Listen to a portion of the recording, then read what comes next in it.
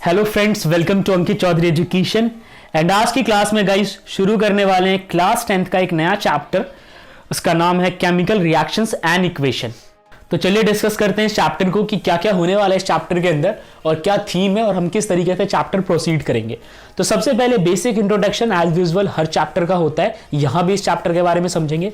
देखिए, जैसे नाम से आपको क्लैरिटी मिल गई होगी कि चैप्टर जो है वो टोटली बेस्ड है रिएक्शंस के ऊपर, और फिर उस रिएक्शंस को करने के बाद जो मैथमेटिकल फॉर्मूला निकल के आता है उसको हम कहते हैं इक्वेशन, उसके ऊपर बेस्ड है। अब ये चीजें हैं क्या क्या रिएक्शंस है, क्या इक्वेशन है, उसको मैं आसान भाषा में आपको समझाता हूं।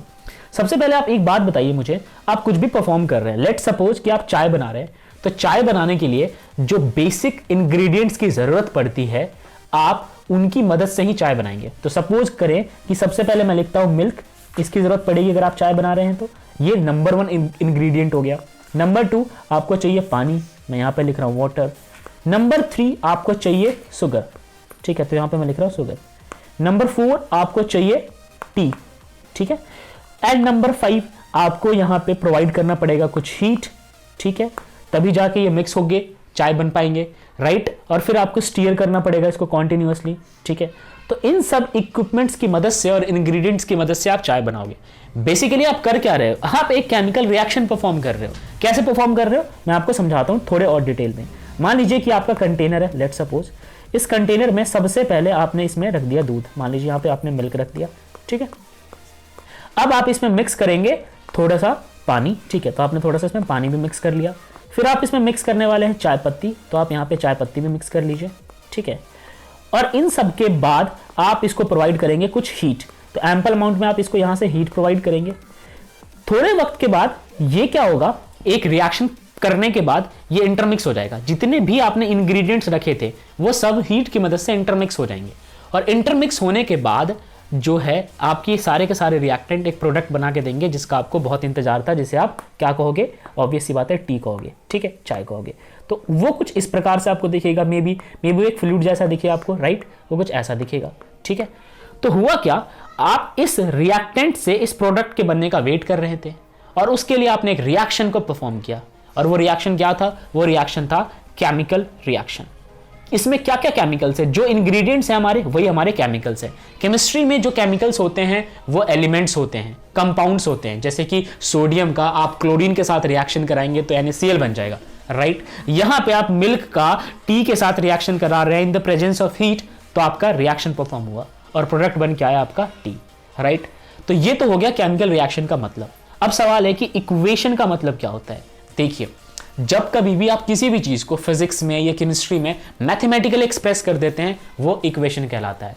अब मान लीजिए फिजिक्स में कोई चीज पढ़ी आपने और उसको आपने मैथमेटिकली लिख दिया, तो आप उसे कहेंगे फॉर्मूला, ठीक है, वो फॉर्मूला आपका एक इक्वेशन बन के आया।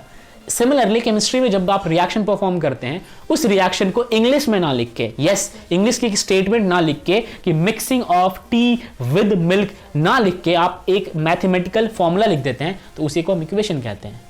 क्योंकि आप सोच के देखिए जरा, इसमें जो क्वांटिटी है इन सब की वो भी मैटर करती है बहुत ज्यादा, ठीक है। कितना आपने टी इस्तेमाल किया, कितना आपने मिल्क इस्तेमाल किया, कितना आपने शुगर इस्तेमाल किया, कितना आपने हीट प्रोवाइड किया, ये सब बहुत इंपॉर्टेंट हो जाता है।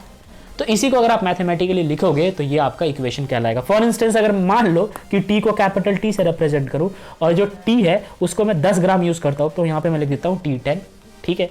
इसको मैंने मिल्क के साथ, मिल्क को M से लिखता हूं, ठीक है। मिल्क जो है मैंने 50 ग्राम यूज किया, तो यहां पे मैं लिख देता हूं 50, प्लस में यहां पे मैंने वाटर को लेट सपोज 20 ग्राम यूज किया, तो यहां पे W20 लिख देता हूं। जब यहां पे करने के बाद कंप्लीट मेरा टी बन के आता है, ठीक है, तो टी लेट सपोज वो टी बन के आया 80 ग्राम, ठीक है, तो यहां पे T80 लिख देता हूं। तो हुआ क्या, ओवरऑल ये सारा था रिएक्टेंट, और यहां पे मैं लिख देता हूं हीट, ठीक है, यहां पे मैं लिख देता हूं हीट क्योंकि मैंने हीट प्रोवाइड किया है, ठीक है। तो जब हीट के प्रेजेंस में मैंने इन सभी को आपस में इंटरमिक्स किया तो ये बन गया मेरा प्रोडक्ट। अब सवाल ये बनता है कि ये प्रोडक्ट बन भी रहा है या नहीं बन रहा है, whether you are successful of making this product और नॉट, ठीक है। ये आप कैसे जानोगे। अब मान लीजिए कि यहां पे इस जगह पे अल्कोहल रख दो, लेट सपोज एक ऑर्गेनिक कंपाउंड रख दो, अल्कोहल रख दो या शुगर केन रख दो, ठीक है, तो शुगर सिरप रख दो, कुछ भी रख दो आप, ठीक है।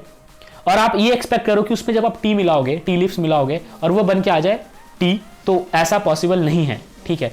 क्यों, क्योंकि जाहिर सी बात है उनका जो कॉम्पोजिशन है वो एक दूसरे के साथ रिलेट नहीं हो पाएगा, ठीक है, वो एक दूसरे के साथ इंटरमिक्स नहीं हो पाएंगे। तो ये बातें आपको पता कैसे चलेगी कि आपका रिएक्शन वाकई में हो रहा है? तो इसके कुछ एविडेंसेज होते हैं, जैसे कि अगर मान लो कि वाकई में ये रिएक्शन परफॉर्म हो रहा होगा तो over the period of time, ध्यान दें मेरे इस वर्ड पे, समय के साथ साथ आपको इस रिएक्टेंट में कुछ चेंजेस दिखेंगे। जैसे आपके मिल्क का कलर जो है व्हाइट से वो थोड़ा पीच कलर का होने लग जाएगा, राइट। जो आपका शुगर का क्रिस्टल है, अब वो क्रिस्टल जो है वो नीचे रहेगा नहीं, बल्कि वो उसके पार्टिकल्स में इंटरमिक्स हो जाएगा।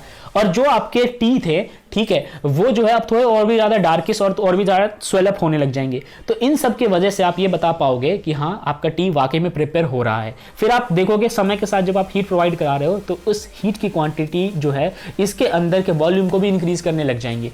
तो increase in volume, change in colour, increase in temperature, इन सब की वजह से आप आइडेंटिफाई कर पाए कि वाकई में रिएक्शन हो भी रहा था, ठीक है। और फिर जो ये प्रोडक्ट बन के आया वो आपका एंड रिजल्ट था। तो इसी को हम कहते हैं केमिकल रिएक्शन एंड इक्वेशन। तो आई होप आपको चैप्टर का थीम समझ में आया होगा, हम किस तरीके से चैप्टर में आगे प्रोसीड करेंगे ये बातें भी आपको समझ में आई होगी। हम नेक्स्ट सेशन में डिस्कस करेंगे इस चैप्टर का पहला टॉपिक। मिलते हैं अगली क्लास में। जय हिंद।